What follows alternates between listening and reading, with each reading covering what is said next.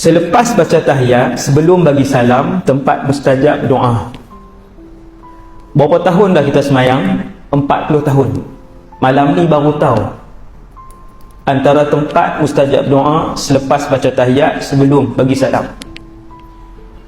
Kalaulah selama 40 tahun ini kita mengkhususkan selepas tahiyat sebelum bagi salam itu satu doa, insya-Allah sudah lama Allah makbulkan doa yang dibacakan oleh Rasulullah sallallahu alaihi wasallam dalam tiap-tiap kali solat selepas tahiyat sebelum bagi salam, iaitu Allahumma inni a'udzubika min adzabi jahannam wa min adzabil qabri wa min fitnatil mahya wal mamat wa min syarri fitnatil masihid dajjal.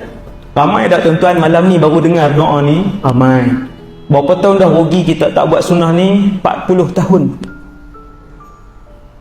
Ada yang 50 tahun. Tuan-tuan mohon dengan Allah, ya Allah, jadikanlah aku di kalangan yang setiap kali aku mendengar kebaikan dan sunnah untuk mudah aku mengamalkannya di dalam kehidupanku.